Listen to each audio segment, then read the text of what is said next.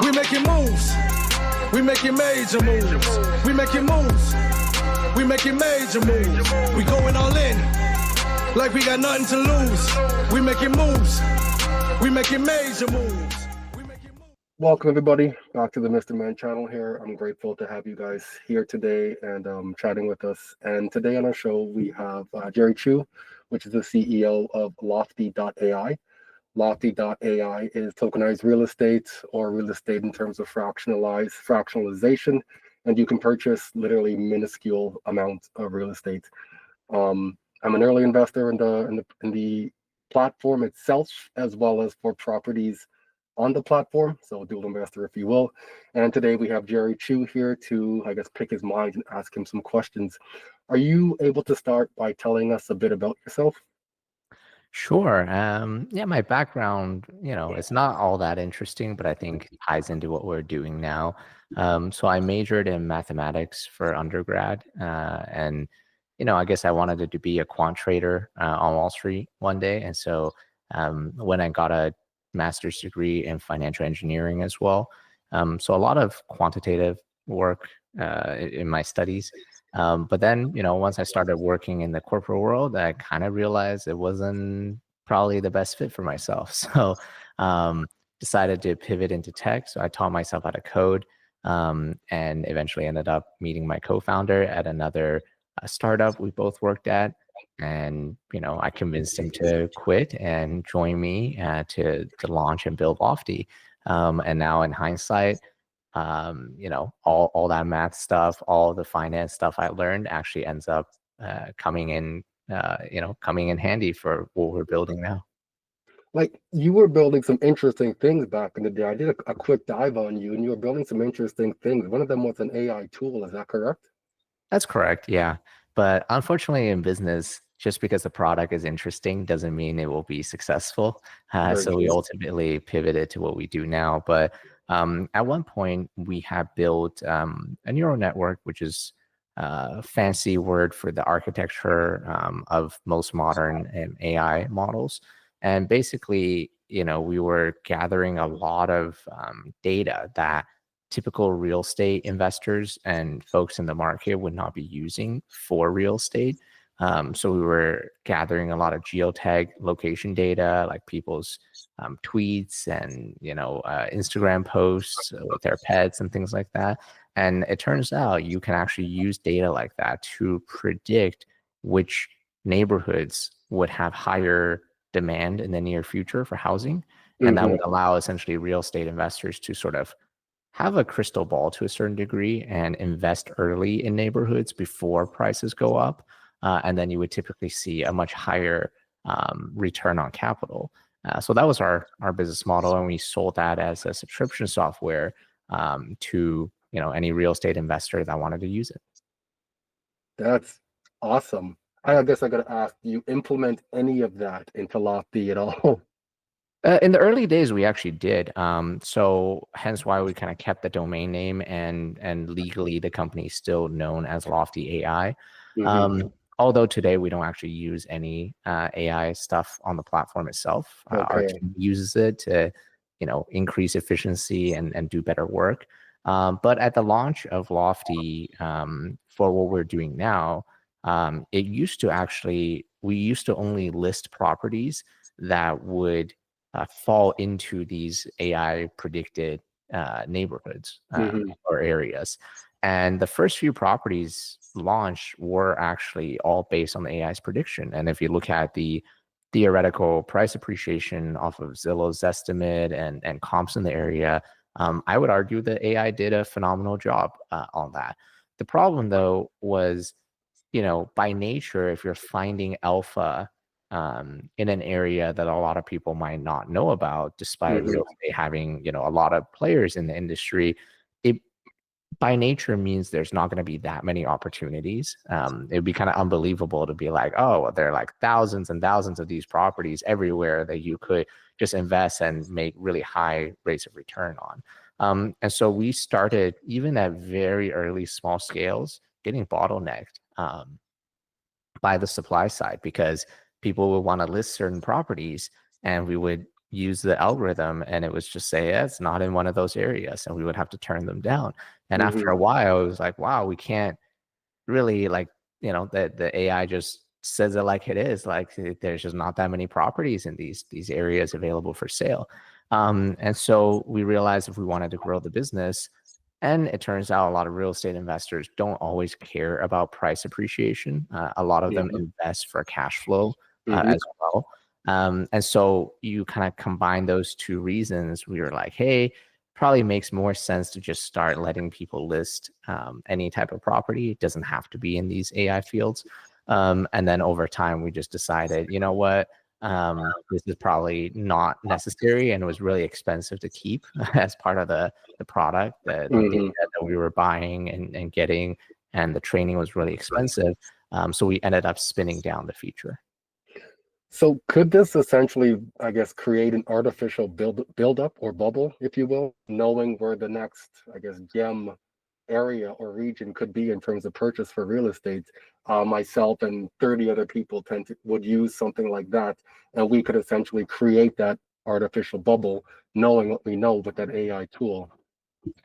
I would argue that probably wouldn't work, because the whole reason those areas tend to do well, historically speaking, is because of demand from specific subsets of people in the population. So like you get a lot of, sort of like hipster folks, right? And then they go to an area and they create a lot of very interesting services, restaurants, coffee shops. So those amenities need to exist. And then those amenities attract additional people to say, well, I kind of want to buy a house and live here. It's pretty nice. Like I can walk to all of these amenities, and so and prices aren't so expensive right now. So of course, like why wouldn't I buy here instead? So you kind of need that natural progression.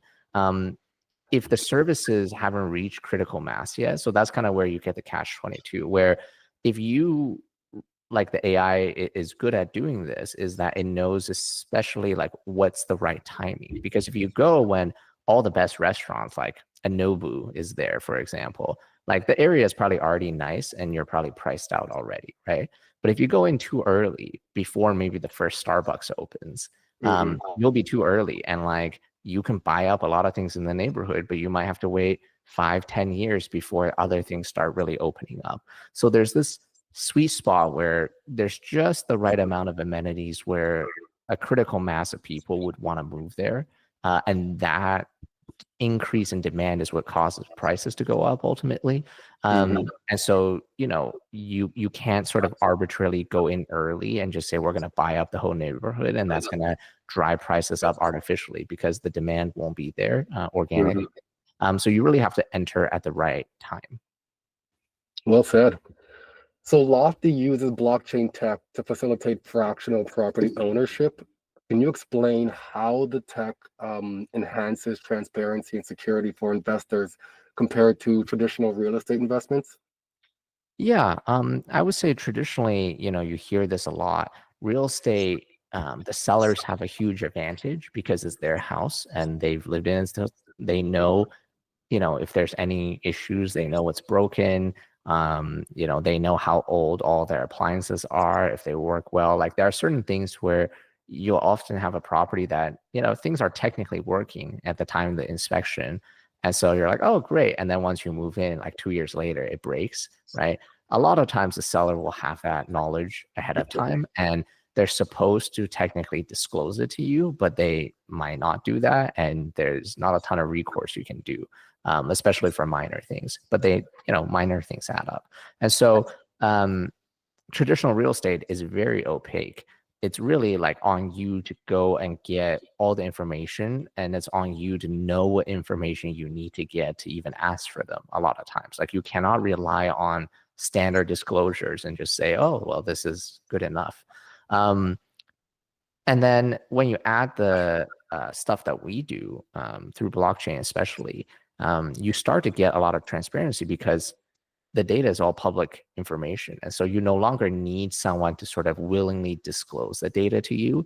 It's just always disclosed. It's always there. And you do sort of need to know how to get it, but we've built it into the platform itself. so that certain updates and certain information and certain due diligence materials are just sort of streamed from the blockchain into the platform itself. And so you can just read it in a very easy to understand way and find the information very easily. So now we've kind of standardized the transaction process where like an example of this is, every governance vote of a group that owns a property and how they decided to manage that is on the blockchain. And so traditionally, if you're buying a property from another group of investors, you don't know really over the last 5 years what decisions they took and how they decided to manage things. Did they fix certain things when the issue came up? Were they always cheaping out on repairs, or were they sort of planning ahead of time and say, hey, maybe we spend more money now so that, we can have a more stable income stream in the future, right? You don't really have insight to any of those things. And so what we've done by having all that information standardized there is now, even if you don't know to ask for it, you can see that data there. You can actually see how previous owners have voted and how they managed the property in the past. And that's pretty powerful and certainly a lot more transparent than what you would get from the traditional market. So does that include chattels as well as, say, larger repairs? Because I know for myself as a real estate investor, when I go to purchase property itself, there's some things that people tell you the roof was done 3 years ago. My response is, okay, prove it. Do you have a receipt for that? Can I use that receipt to go and collect the warranty still? Does the warranty transfer from you to myself upon purchase?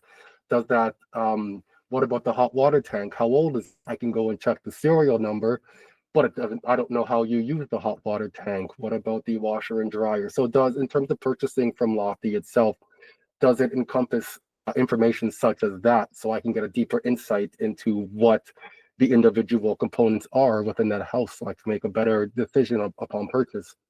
Yeah, absolutely. And it's a good question and an important one to ask for sure. So you're never really buying anything from us. It's a marketplace. So you're just buying them from other sellers on the platform. And we've, again, standardized information as one of the things we do. And so when you go to a property, you can actually view all the relevant documents in a Dropbox folder that's just publicly open to anyone before you even spend a single dollar investing on that property. And you'll be able to see exactly the things you described, which is receipts, invoices, and things like that. All the proof points of, if the seller claims they paid for a new roof for X dollars, is that actually the case or not? So you'll actually be able to go in and see all those details to prove it. Awesome. That's awesome. So the platform allows for investors to start with literally as low as $50. Like, how do you see this low barrier to entry impacting the real estate market now in terms of wealth building opportunities for newer, smaller investors entering the space? Yeah, I think, look, real estate has always been really expensive for the average person to buy. And, by making it fractionally sort of divisible, you can now have people really, like, if you have an interest in real estate and you want to start building a portfolio, you can just do that today. There's no more barriers to entry at all on the capital constraint side. And I think ultimately time will tell, but I suspect it will be a net good for society, because one of the reasons why a lot of people get priced out of things is that they're not able to sort of get their foot on the ladder to wealth building, if you will. And the truth is, wealth building requires a lot of patience and compounding over time. So does that mean every person's going to put in $50 and become a millionaire in 30, 40 years? Probably not. But at the same time, will people be better off if they were able to put in a little bit of money today and then just let it compound and keep building their portfolio in a very consistent way over the next 30, 40 years?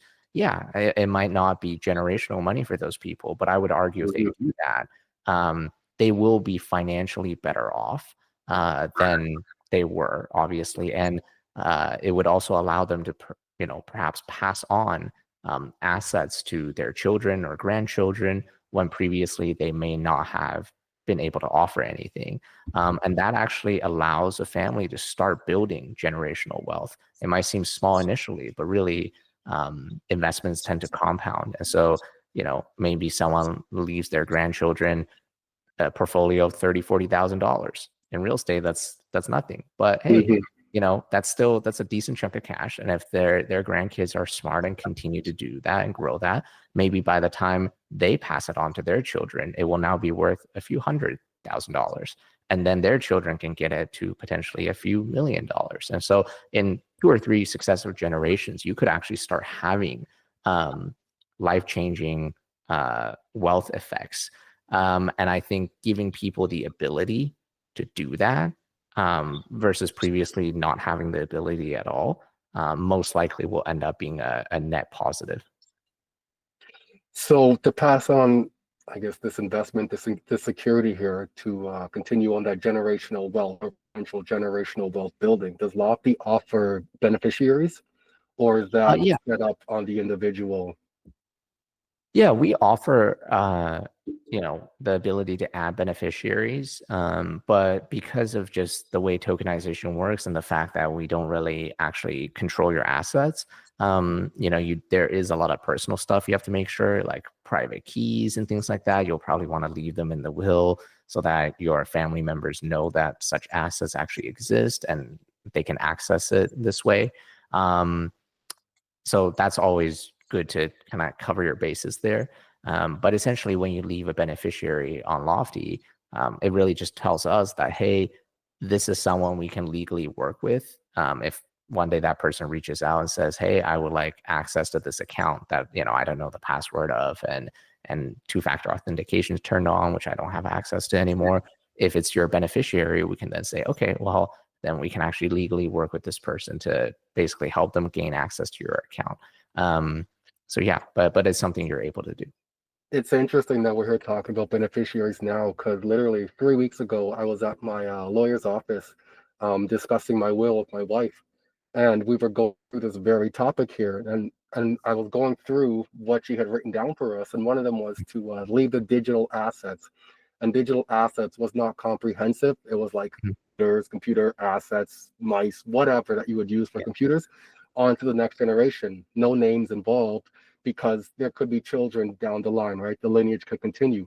But then when it came to crypto assets, it was such a broad term in terms of what was being left behind, how to access it, who can access it, how do they gain access it, where is it left, where is the, like there was so much involved, and she had almost no answers for this because it's such a new space still. I can't call it industry. I guess it is an industry. It's so new that there's no, I guess, not everybody in every industry understands it yet. So to find somebody that understands it from the particular niche that we're talking about is a blessing, and I haven't found that yet. So this question's off topic here, but what would you recommend in terms of something you have seen or heard before about how to potentially capitalize on the beneficiary side of things when it's such a new place and space, and the legal aspect of it doesn't quite understand it yet?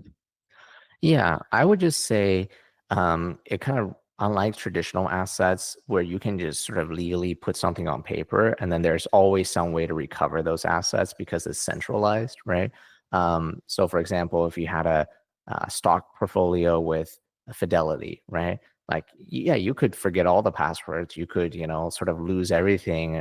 Like, if you legally write it in your will that you want your kids to have your stock portfolio, they will be able to go to Fidelity, and Fidelity will be able to, pass on your portfolio to them because it's centralized.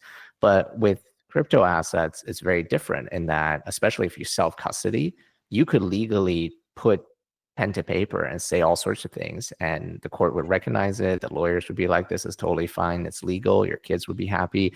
But when it comes to actually claiming said assets, no one can help you because today certain blockchain encryptions can't be cracked. That's why they're so secure and why transactions can't be reversed.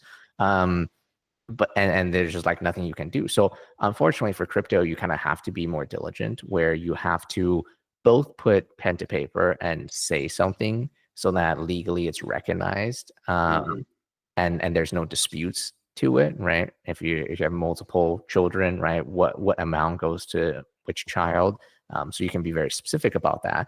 But simultaneously, you have to absolutely leave backup codes, your private keys, things like that, in a way that either the lawyers that you trust to handle this stuff for you or the actual family members themselves can access.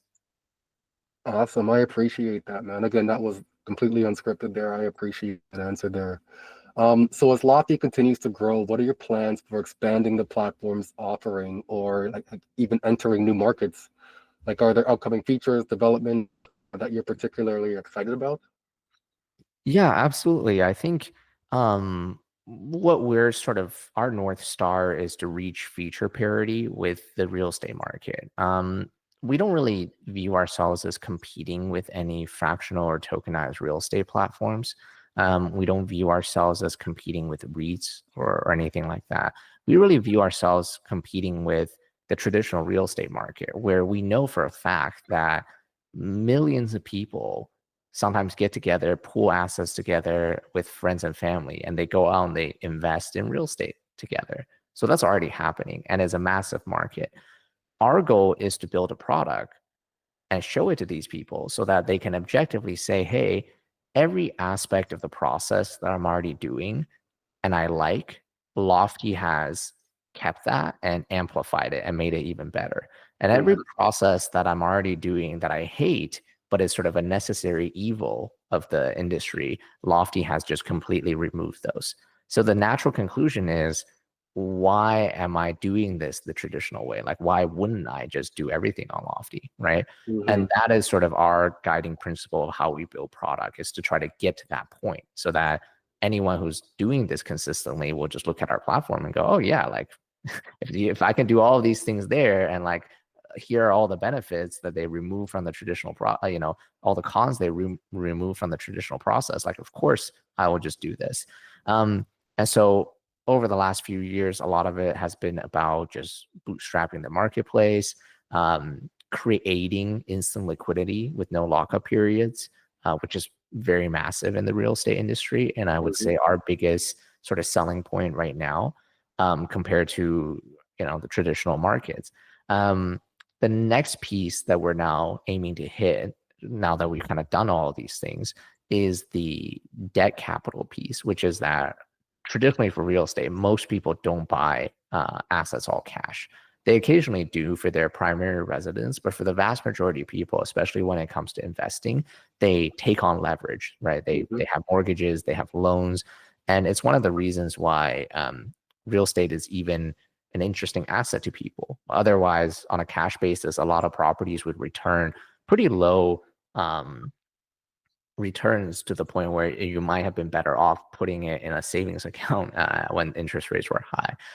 But the reason why people still do it is because if you're able to leverage up the property, you'll often get double-digit cash-on-cash return on your investment, which then all of a sudden makes this a relatively stable asset for returns that it's not actually very consistent to get with other asset classes. And so previously to this point, we never really had the ability to do that. So if you wanted to buy, 20% of property, you had to pay the cash to buy 20% of that property on the platform. Now, starting next year, I think we're going to be able to start onboarding a variety of debt products and unlock capital for our users so that they can do multiple things. One being, you'll just be able to sort of invest as if you're getting a mortgage for yourself. So if you want to buy $50,000 of a property, you don't need $50,000 anymore. You can put down $10,000 and then borrow the other $40,000. And as long as you are able to make the interest payments each month, you'll just continue to be able to do that. So it'll be extremely similar to traditional mortgages. We'll be able to maybe introduce things like buy now, pay later programs for the assets, which is kind of interesting, right? So you could maybe, you want to buy $1,000 worth of tokens, but you don't want to put all that money down right now. So you can split it up into multiple payments over time, but you're able to benefit and get the rental income as if you bought $1,000 worth of tokens right away, which is pretty nice. And then other debt products that, you know, some of the sellers in our ecosystem might want to use. For example, if they want to go out and acquire more assets to then list and sell them on Lofty, we might be able to offer them loans that are typically shorter term, but lower interest rates than what they're used to, because we have so much data on, and that's another edge that we kind of build having this platform, is that we know which properties sell well, we know which sellers people like the most, and we know what type of properties will do well. And so using that data, we can underwrite a deal that a traditional lender would not be able to underwrite. Hence why we can give better terms that are often probably more flexible than you know, the traditional lenders. So we'll be able to offer those things as well. So that's probably, I would say, the next big piece and what I'm most excited about. That's awesome, man. Like, so you're gonna have like mortgage lending, borrowing again. That's honestly, I'm excited for that and looking forward to when that comes to the app itself. So with that being said, then will there be, like, right now there's currently not filters in the platform itself. So I personally like multifamily homes. I started off my career in purchasing real estate with single family homes. Recognized quickly I'm not a fan of that style or structure of real estate, and scaled up to multifamily. Have no intention of looking back. So will there be filters for types of properties you're looking for, types of investment strategies you're looking for? So for instance, if you're looking to borrow, if you're looking to lend, if you're looking to, for whatever you're looking for, essentially, will that be something coming to the platform? Yeah, absolutely. We already had filters to a certain degree, but they were sort of neglected, and we were doing an overhaul of the designs on the platform, UI, things like that. So we temporarily removed a lot of the filters, some having not even worked properly because so much of the platform has changed over time. So we're now in the process of basically adding them back in. We're taking some feedback from folks like yourself to see what they care about the most. But that stuff will get, you know, quality of life stuff will be fairly easy, and you'll probably see it easily before the end of the year. Awesome. I do appreciate that. Those are the questions I do have for you today, Jerry. I'm honored and grateful for your time. And with that, I won't hold you any longer. Was there anything you'd like to say in terms of closing remarks? Yeah, I mean, look, I think Lofty is one of those things where if you generally don't have an interest in real estate, you know, I wouldn't, no pressure, like you actually shouldn't check it out, right? But who Lofty is really for is people who actually genuinely always had an interest in real estate or have already been investing in real estate, like yourself. I think for these folks, they will be very interested in what we're doing. And I think what we're building, it will take some time because the real estate market is large and very conservative when it comes to technology and new things. But we are converting folks left and right.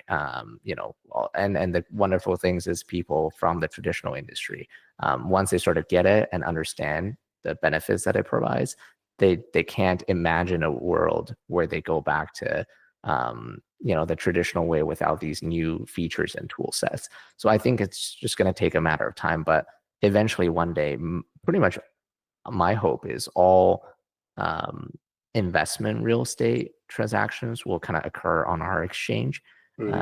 And that's when we'll know we'll have to solve this sort of critical problem for the industry. So for folks that have always been curious about real world assets, real estate investing, tokenization, things like that, if you ever read any of the theses around the, you know, internet about this topic, check us out, because it's actually not as theoretical as a lot of people think it is.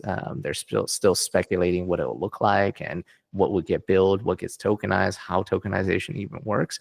And, you know, I would just say, why waste time imagining all that stuff when you can actually see something that is being used by thousands of people in practice, and just check it out for yourself to see if that's of interest to you and of benefit to you.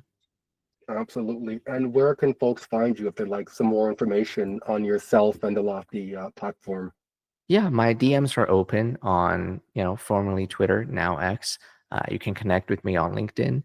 I do check my messages there less frequently, but I do still check them. So that's a great way to reach me too. And if you want to reach out to the rest of our team, or you just have general questions about the platform, We do have a chat service on the landing page of our website, and you'll just be able to directly ask questions there. And it is a real person, behind the service, so they'll be able to see and they'll respond to you. Awesome. Thank you so much for your time, Jerry. Have a wonderful rest of your day, my man. You too, and thank you for having me. It's a pleasure being here. Thanks. Bye. Take care. Bye-bye. We making moves. We making major moves. We making moves.